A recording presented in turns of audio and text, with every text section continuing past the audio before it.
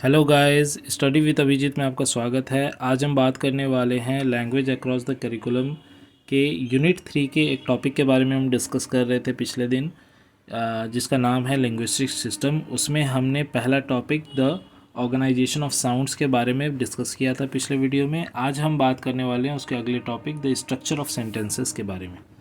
तो चलिए वीडियो को शुरू करते हैं। द स्ट्रक्चर ऑफ सेंटेंसेस, कैसे एक सेंटेंस स्ट्रक्चर हो पाता है। तो structure are the most important tool of a language. Structure नहीं होगा तो एक लैंग्वेज भी नहीं होगा। It is composed of expression and content. Expression होना चाहिए और कंटेंट तो होना ही चाहिए। देखते हैं उन दोनों का क्या यूज़ है। एक्सप्रेशन इज़ अ साउंड और phonemes produced by the human vocal apparatus, जो कि ह्यूमन वोकल से प्रोड्यूस होता है जो साउंड, वो कहीं ना कहीं हमारे एक्सप्रेशन को दर्शाता है। कंटेंट क्या है? Content is a concept when a person placed in his environment desire to convey his idea, feeling, emotion and desire. जब वो अपने आइडिया, फीलिंग, इमोशन या डिज़ायर को कन्वे करता है दूसरे के साथ, कहीं ना कहीं कन्वर्सेशन आता है, तो वहाँ कंसेप्ट यानी कंटेंट का इस्तेमाल होता है। तो इसे एक फॉर्मूला के थ्रू कैसे समझ सकते हैं कि स्ट्रक्चर ऑफ सेंटेंस जो है उसमें एक्सप्रेशन भी है और प्लस कंटेंट भी है। एक्सप्रेशन के अंदर आता है फोनेमेस और कंटेंट के अंदर आता है आइडियाज़, फीलिंग एंड डिज़ायर्स। तो ये फॉर्मूला जो है ये आप ज़रूर परीक्षा में लिखिएगा, जिससे आपके आंसर को एक बिल्टअप मिलेगा और आपको ज़्यादा मार्क्स मिलने की संभावना भी बनी रहेगी। आगे देख लेते हैं। The structure of sentences composed of two type of sound, phonemes and morphemes. क्या क्या है ये, इसे एक एक करके डिस्कस करते हैं। सबसे पहले आता है फोनेमेज। क्या होता है? Phonemes is a unit of sound in speech but does not have any inherent meaning by itself, यानी कि एक साउंड तो प्रोड्यूस करता है लेकिन अपने आप में कोई मीनिंग नहीं है इसका। जैसे when you put phonemes together they can make word. Example की तरह समझते हैं इसे। मान लीजिए कि मैंने 3 फेनोनेस को लिखा, HANT। क्या ये इंडिविजुअली कोई मीनिंग बनाते हैं? नहीं, लेकिन साउंड तो है। H साउंड आ रहा है, A साउंड आ रहा है, T साउंड आ रहा है, लेकिन जब तक ये एक साथ ना लिखे जाएं हैट, तब तक ये कोई मीनिंग प्रोड्यूस नहीं कर पाते। इन्हें ही कहा जाता है फोनेमेज। द वर्ड फोनेमेज फर्स्टली यूज्ड कब किया गया था? कुर्ज़ावोकी के द्वारा 1870 में इसे यूज किया गया था, और ये फोनोलॉजी कहा जाता है। लिंग्विस्टिक और साइंटिफिक स्टडी ऑफ फेनोनेस को फोनोलॉजी कहा जाता है। ये एक फैक्ट है जो आपको याद रखना है। देख लेते हैं दूसरा टॉपिक, मॉर्फिम्स क्या होता है। इसका ओरिजिन हुआ था 19th सेंचुरी में। Morphemes is the smallest unit of the meaning in a language with expression. Smallest unit को मॉर्फिम्स कहा जाता है। जैसे स्मॉलेस्ट यूनिट कैसे हम कर सकते हैं, इसे एग्जाम्पल की तरह समझ लेते हैं। मान लीजिए पेरेंट्स लिखा हुआ है, तो यहाँ पर 2 मॉर्फिम्स है, एक है पेरेंट, एक है एस। पेरेंट खुद में एक मीनिंग है और एस लगाने के बाद मीनिंग बदल जाता है, तो ये होता है morphemes. Here the word is not actually a morpheme but represent a morphine.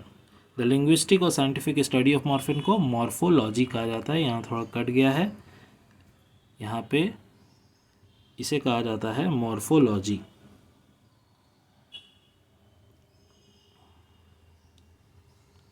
ये इसका स्पेलिंग होगा, ठीक है। अब देख लीजिएगा, मॉर्फोलॉजी कहा जाता है लिंग्विस्टिक और साइंटिफिक स्टडी ऑफ मॉर्फिम्स को। और क्या है टाइप ऑफ मॉर्फिम्स, क्या क्या हो सकते हैं, इसे भी थोड़ा देख लेते हैं। पहला आता है फ्री, दूसरा आता है बाउंड। फ्री में आता है रूट, बाउंड में आता है एफिक्स। बाउंड के 3 टाइप हैं, prefix, infix, suffix.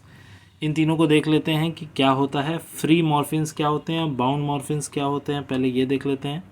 Free morphemes has it independent meaning, जैसे book, chair, cat, car, pen. ये तो आप समझ गए होंगे कि जिन भी चीज़ों का अपना अपना एक अलग अलग मतलब होता है, वो हो गए फ्री मॉर्फिन। बाउंड मॉर्फिन क्या हुए? बाउंड मॉर्फिन हैज़ 2 और more morpheme to form a word, plural word.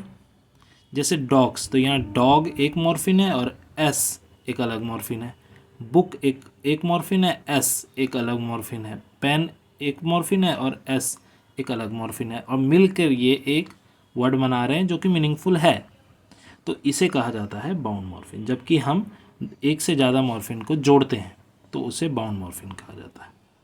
Bound morphine also called affix and divided into 3 type.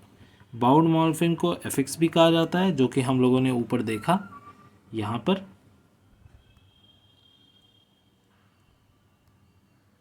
ये देखिए, बाउंड मॉर्फिन को एफिक्स भी कहा जाता है और इसके 3 टाइप हैं, प्रेफिक्स, इनफिक्स, सफिक्स। तो देख लेते हैं इन तीनों को। सबसे पहला आता है प्रेफिक्स। प्रेफिक्स क्या हुआ? Prefix is added before a free morpheme. Morpheme से पहले, ये देखिए यहाँ लिखा है अनकॉन्शियस। कॉन्शियस एक मॉर्फिन है, फ्री मॉर्फिन, और कॉन्शियस से पहले जो चीज़ ऐड हो रहा है, क्या ऐड हो रहा है? अन। ये जो अन ऐड हो रहा है यहाँ पे, वो है मेरा प्रेफिक्स। तो कॉन्शियस से पहले जो अन लगा वो है मेरा प्रेफिक्स। इनफिक्स क्या होता है देख लेते हैं। Infix is added in the middle of the prefix and suffix. बीच में लगने वाला, जैसे कप्स फुल, तो फुल एक फ्री मॉर्फिन है, कप एक फ्री मॉर्फिन है, बीच में जो एस लगा है ये मेरा इनफिक्स है। दूसरा एग्जांपल है स्पूनफुल, स्पून्सफुल, जिसका स्पून एक है, फुल एक है, और एस जो है ये इनफिक्स है, बीच में लगने वाला इनफिक्स। और सफिक्स क्या होगा? जो लास्ट में लगेगा। तो सफिक्स क्या होता है? Suffix is added at the end of free morpheme, यानी इमोशनल, ए एल जो है वो हो गया सफिक्स, और इमोशन हो गया फ्री मॉर्फिन। केयरलेस, तो केयर हो गया फ्री मॉर्फिन, और लेस जो कि लास्ट में लगा है वो हो गया सफिक्स। तो इस तरह हम समझ सकते हैं।